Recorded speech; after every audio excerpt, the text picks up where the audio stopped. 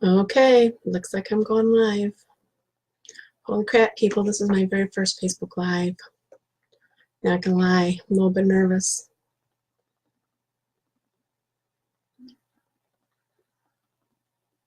How can I see this? Is there anybody out there?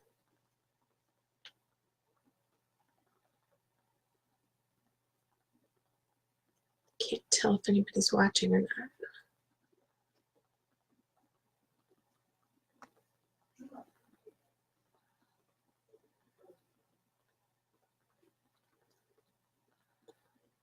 I guess I'll just wait a few more minutes and see if anybody says anything that I can see, or if I can figure out how to tell if anybody's here.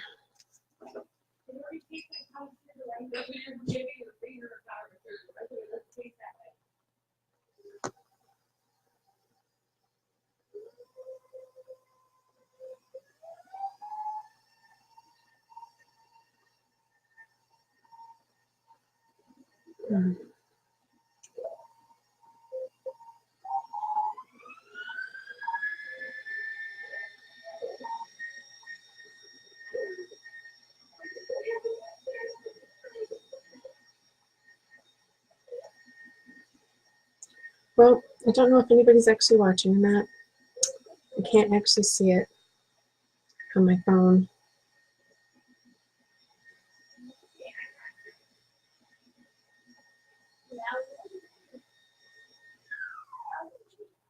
But since I'm here, I'm going to start talking.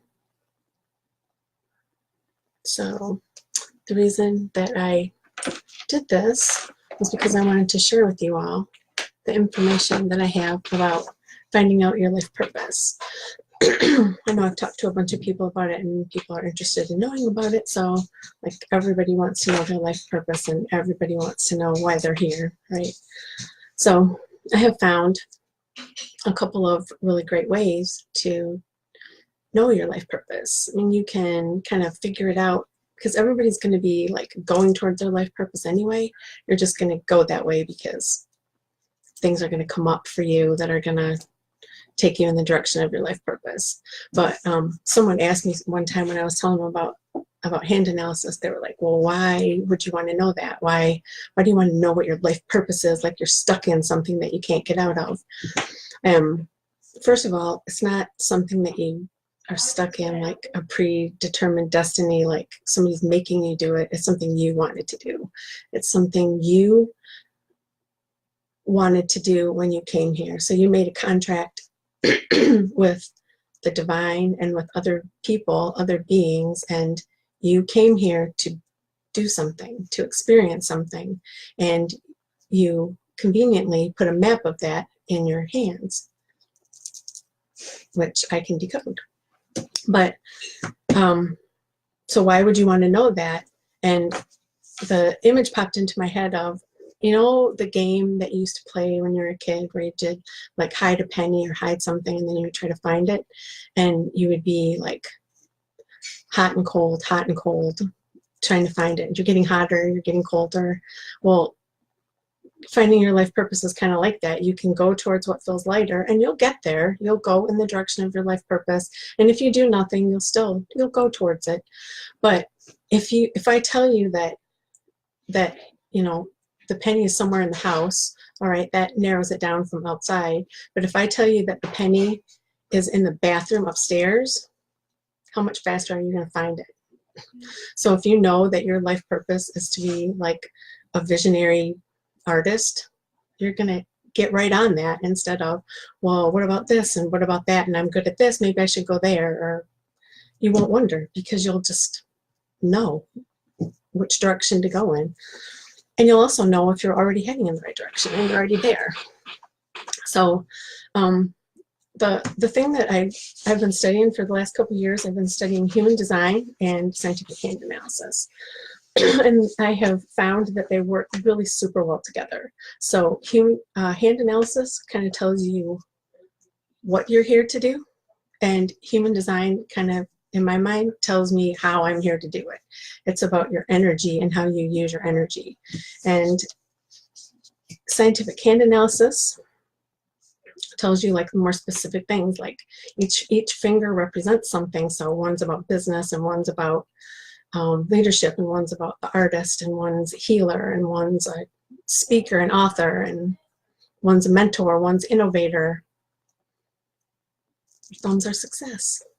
So I just wanted to tell you a little bit about each thing. So first of all, scientific hand analysis. So scientific hand analysis was, well, it's been around for a long time, but it was put together into a system by Richard Unger in 1970s. So I see somebody just popped on. Who is that? Can you say hi so I can see who you are? I don't know how to see you.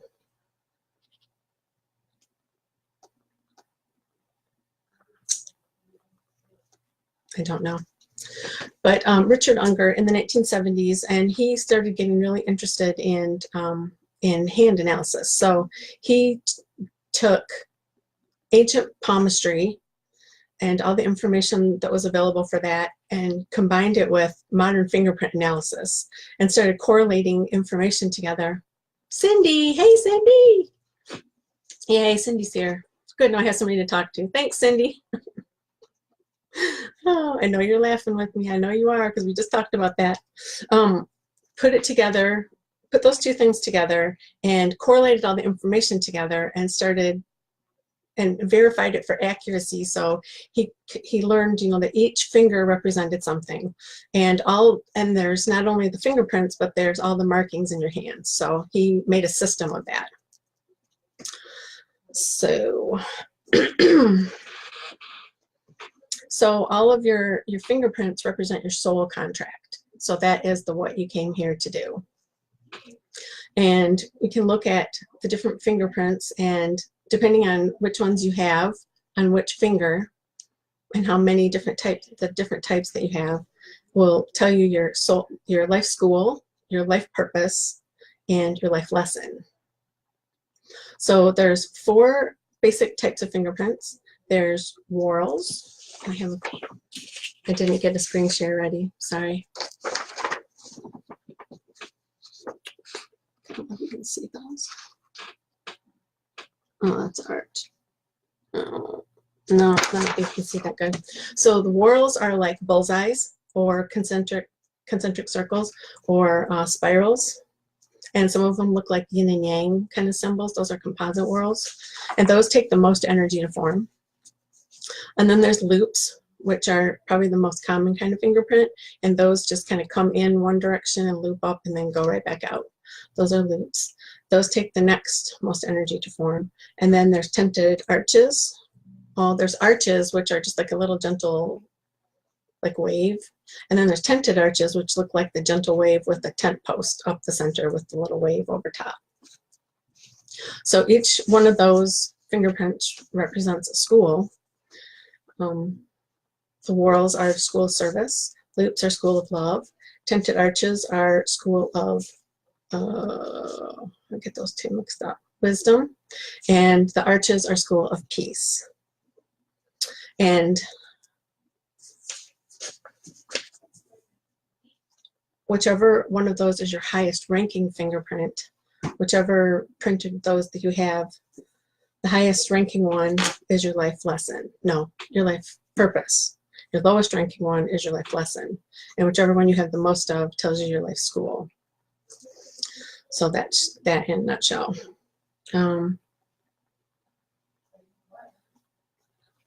So your fingerprints are formed between 14 and 16 weeks in utero. So before you're born, and they never change for your entire life. They're always exactly the same.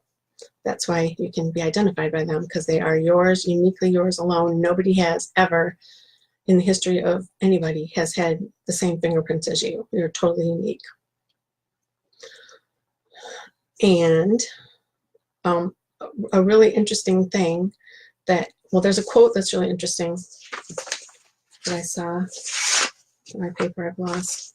That was the Navajo Indians said that the Great Spirit breathes in the breath of life, and the tracks of that breath become your fingerprints. So that very much speaks to soul contract, the Great Spirit.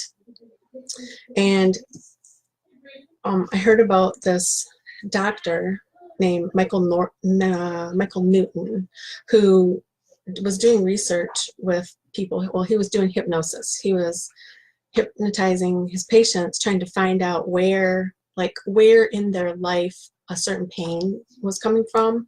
Like they had a pain or a situation or something going on, and they couldn't, they're thinking, like he's thinking somewhere like early in their life, like in their childhood or something happened to them which caused them to have this pain. So he's doing, the hypnosis on the people and trying to take them back to regress them to the point in their life where this pain originated from, so that they can work that out. And much to his surprise and other people's surprise, when he was asking people to go to the source of the pain, they were going to a different lifetime. So there was a guy, for example, who had a recurring pain, and there was no source that, in this life that made any sense for that to happen. But when he did the regression, he took him back to a time where he was being bayoneted in World War II. So that energy was still in his body, in his template. So if you can't tell, I'm very much into woo-woo stuff, and I totally believe it all. So it's pretty fascinating, I think. I think it explains a lot that science doesn't explain. So then he kept doing research with these people. Then he started like asking a lot of questions and like taking people there on purpose, like, let's go to those other lives. And then he would take people to, he got curious about their death. And so he would take them, he would ask them to go to the time of their death and like, what was that like? And where did they go after they died?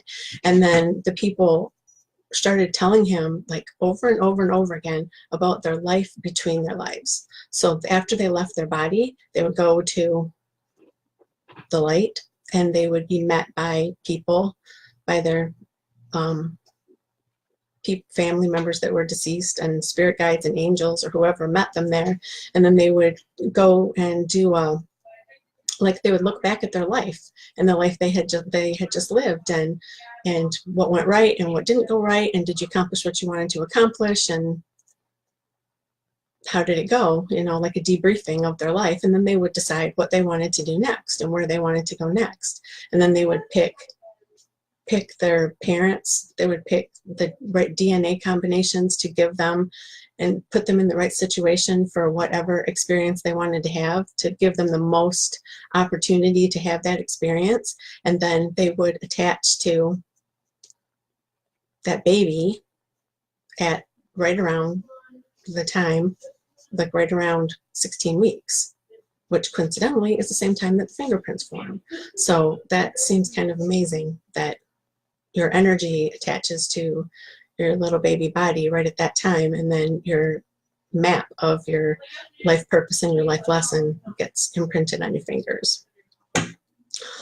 So that is some of the really cool stuff we can find out from the fingerprints. And we can also look at gift markings in your hands, and you can see extra potential talents that you have and things that you really, really, really wanted to do when you came here. So if you don't have any gift markings, like an example of gift markings would be little vertical lines on your pinky. Up here, I have a whole bunch of them.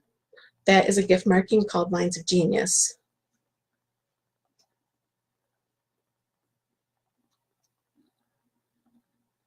Good for you, Cindy.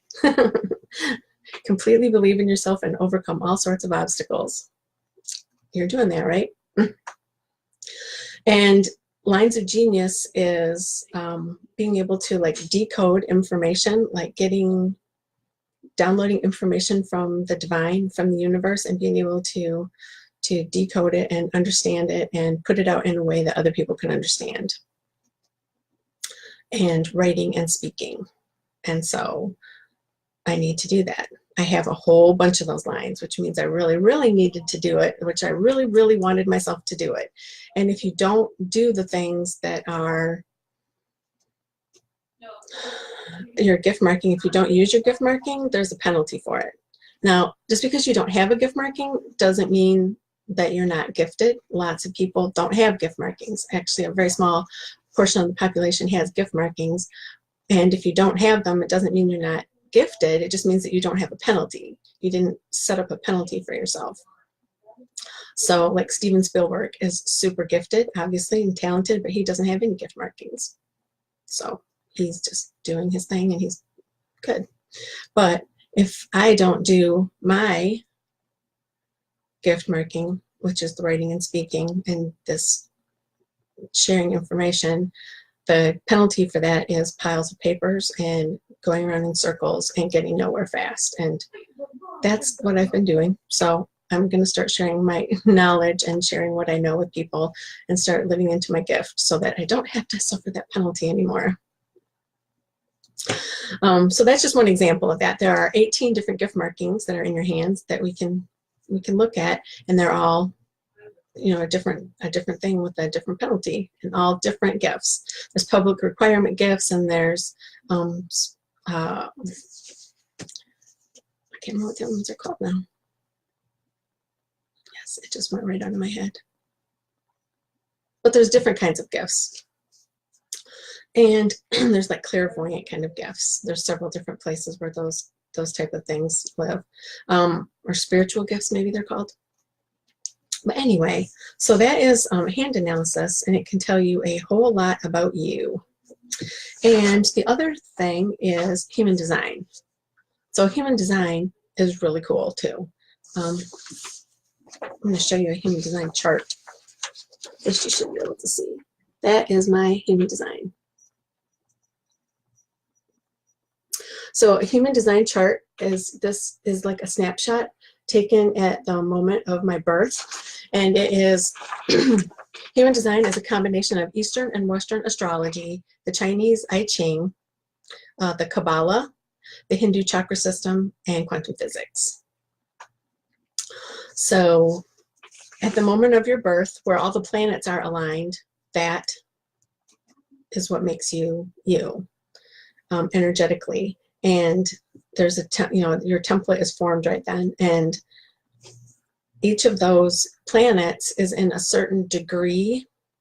If you've ever looked at an astrology chart, like a birth chart, it's like a circle, and there's degree marks all the way around it, and wherever the planets are in alignment, that is a certain degree, and that activates a certain gate, and each gate has its own energy, its own meaning, and its own influence on you.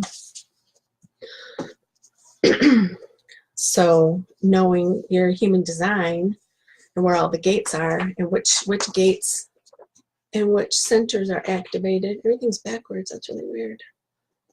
The gates are like the little lines. The lines attached to the gates, and then the triangles and the squares, those are the centers. So the centers that are defined are all the places that you have consistent energy, and the places that are open are the places where you take in energy from other people and amplify it. And depending on which centers you have defined, that makes you a certain energy type. So there's 5 different types. There's manifestors, manifesting generators, projectors, manifesting generators, projectors, and reflectors. And each one of those has a certain way of using their energy. Like the generators are designed to be the builders and the getter-doners and do the work. And projectors are designed to manage other people's energy. So generators have like unlimited amounts of energy for things that they're interested in. And projectors have a limited amount of energy. They have just so much to use each day, and when they're done, they're done. And knowing those things about yourself, you can stop like pushing yourself. If you're a generator, you know you can go, but if you're a projector, you need to stop. You don't need to be like a generator and just keep going and going and going and pushing yourself. You need to stop and rest so that you can be at your best. And human design also tells you your decision-making strategy, which I think is probably a super useful thing to know, like how you best make decisions. So there's just different ways depending on what you are. Some people are manifestors, are designed to just try everything, just try things and just do it and see what happens. And generators are designed to wait for a response. So generators are designed to think of something to do and then wait for like a sign from the universe that that's the direction to move in.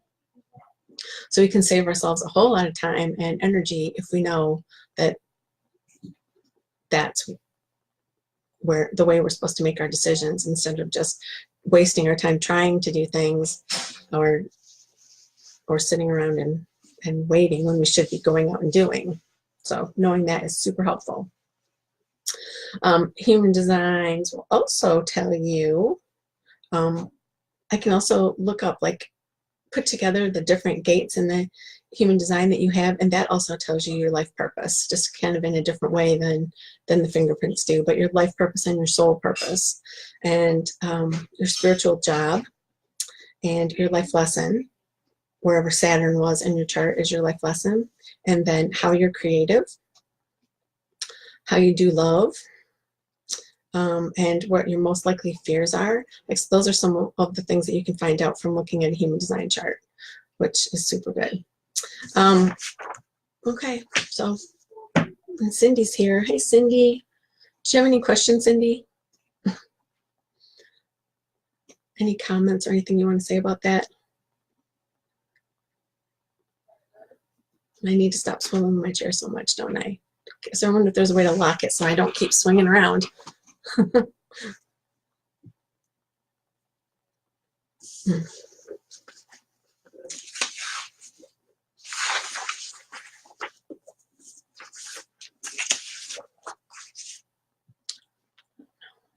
She said anything else?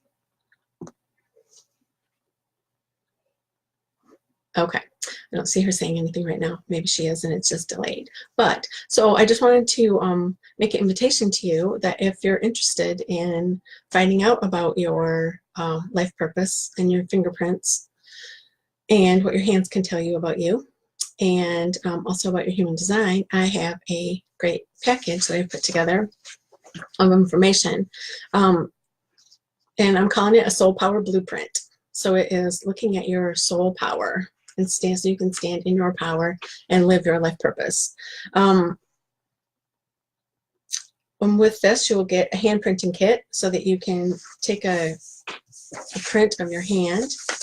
You get ink sheets, which you get to make a nice little handprint and your fingerprints, and you can send that to me a variety of different ways. And once I get that, I can look at your handprint and decode your life purpose, your life lesson, your life school, and all your gift markings and anything else that I can tell you about your hands. And you'll also get a hand analysis chart. So I'll give you a chart that shows you which fingerprints you have on each finger and which gift markings you have. You'll get a chart for that, and a in-depth report about that, what all those things mean and what they mean to you, and how you can activate that life purpose and, you know, help and do your life lesson so that you can activate your life purpose most easily. And you'll also get a human design chart showing you your type and your authority and your strategy. And you'll get a PDF that's an introduction to human design and what all the little lines and shapes mean, what everything means. And you'll also get an introduction to hand analysis and the same kind of stuff I just said, and what each finger means. So because you have everything. You have all the gates, you have all the channels, you have all the centers, and you have all the fingerprints, you have all the fingers, so you have the energy of everything. So just because it isn't active as part of your life purpose doesn't mean that you don't have all of those things. But there's just some things that have more of an impact on what you're doing. And then we'll do a 90-minute session on Skype or Zoom to go over your report after you get it. You'll have a chance to read it first and make up any, come up with any questions that you might have. And then we'll go over that chart and come up with a plan of action for you so that you have a few actionable things that you can start working on to go towards your life purpose and get past that life lesson. And you'll get a recording of the session. You'll get a copy of the recording. And then you'll also get 2 weeks of email